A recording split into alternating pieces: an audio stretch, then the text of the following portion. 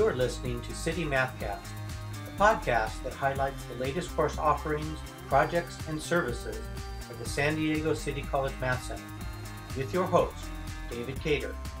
Stay tuned and get ready to experience CityMathCast.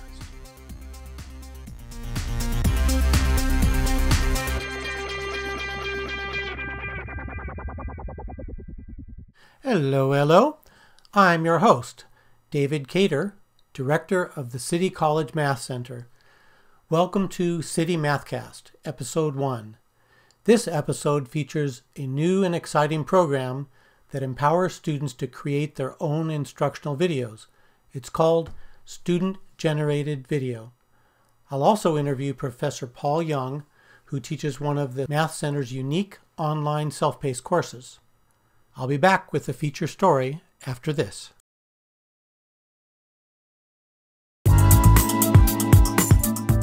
You are listening to CityMathCast, and it's time for today's feature story.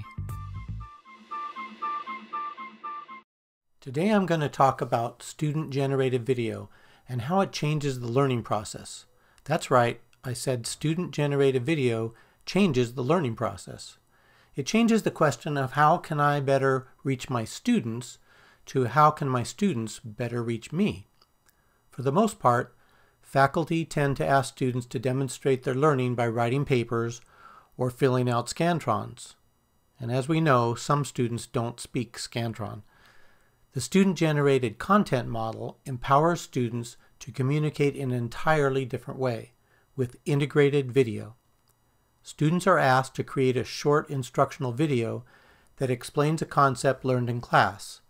They use current technology to teach the concept to the instructor and the other students in an engaging and exciting way.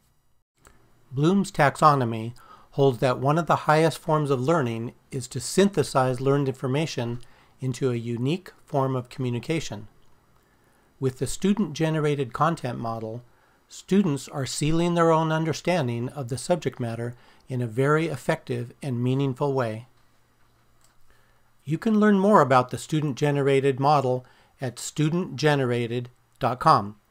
The website covers many aspects of this form of learning, including accessibility, intellectual property rights, research on learning theory, and interviews with practitioners who use the model.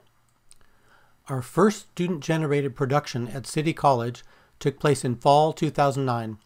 It was truly a collaboration among several departments. Students from radio TV wrote the script, operated the camera, and edited the video. The drama department provided the stage and set up the lighting. I helped with the math visuals and overall editing. Students from the Math Center filled out the cast. Math Center staff captioned the video. The final product was posted on YouTube and iTunes University. Here's a short sample. Tonight we're going to learn about fractions and how to add them up.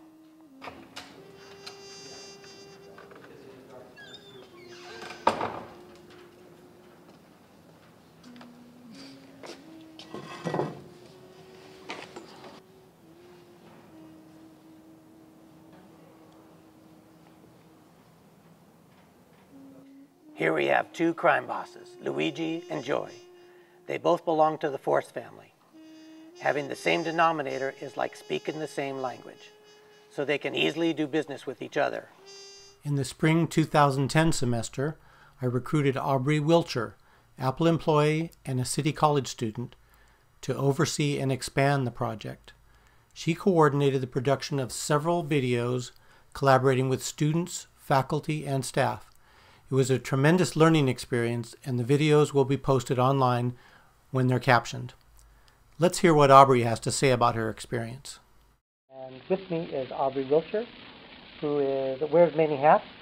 She was a Math Center student last semester. She works at Apple, teaches people iMovie, and I'm sure she does a lot of other things that she won't tell me about. Top secret, I'm sure. But, and she was gracious enough to do a work experience internship with me last semester, basically kind of managing our student-generated video project. Yeah. So welcome, Aubrey. Thank you. Thanks for having me. So I've got some questions here for you. Okay. You know, based on your experience with this now, it was the first time for you and the first time for me. How do you think the students that participated benefited? Well, I feel like the students that know the subject well enough to create something that can teach another person, well, they obviously, you know, we can see it. You and I can both see that Gina and Michelle understood adding and subtracting like signs. I think so, in fractions or something like that. Exactly. You know, and so whatever the topic may be, I think that, again, if the student can teach it, then they definitely learned it. So I saw that firsthand with the students I had an opportunity to work with. Beyond that, I feel like breaking up the monotony of your typical testing. You know, you've already read your history book that's 300 pages long, and being able to create something that is a little bit more up to date, a little bit more part of our times and part of my generation, I think is really refreshing to the students. It was refreshing to me. Good. I'm a little jealous. That's important. So the students are, you know, they're having to create their own video. Yeah. So how difficult is that for them to do? With today's technology, creating a video, creating a podcast, creating a PowerPoint presentation, any of the above, they're all really simple. I think it just allows the students' creativity to sort of connect with what they've learned, and like you mentioned, with today's technology, that's really the key. I mean, with your Mac, you've got everything built in. We've got iMovie, we've got our GarageBand, so we've literally got all aspects of it there. And the Math Center can actually even provide those resources to the students, so it's really easy. If we take the student, again, that's never created a video, never worked with any technology, and if somebody like myself who's maybe really familiar with the technology and how-to, and then we take what this instructor is teaching them, it's just this really interesting creative circle, all working towards one major goal. And within an hour, we had students, again, from all walks of life on the same page and ready to create a movie. So, again, the workshop just kind of covered the basics as a brief synopsis of this is the hardware you're going to have, this is the software you're going to have, and this is the general overview of how it's going to work. There's also an interesting opportunity to sign away the paperwork and talk about our Creative Commons and licensing. Good. I think more workshops in the future. And maybe even bring the teacher in on those workshops and set some guidelines. Speaking of the future, that's my next question. Okay. Yeah. You know, what do you see as the future of what I would call the student-generated content project? Excitement. I think that people want to know what they don't know. They want to know, oh, what is that? What's going on? How do I get in on that? And so I think the more advertisement, the more hype that goes about this student-generated content, the bigger it'll be, the more interested people will be. I'm a very intelligent person, but maybe not quite as intelligent on paper. I mean, I'm very creative, and when I get to do things that are a little bit more tangible, I think that talent I have shines through, and it's interesting that we can start to provide this more and more to students here at City. It's kind of a different way of assessing learning. Exactly, or the knowledge or the talent. Yeah.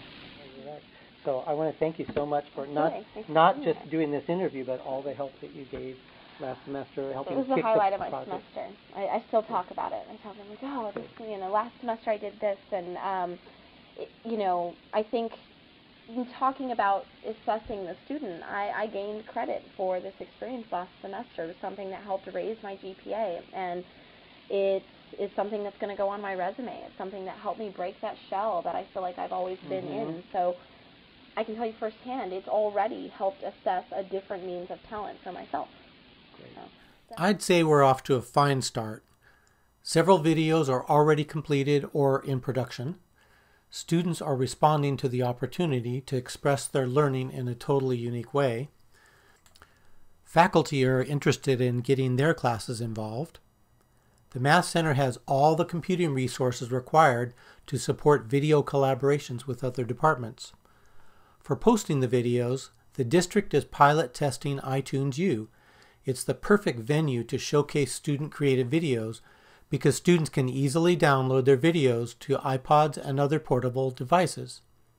You'll even be able to subscribe to the iTunes U site to keep up with future postings automatically.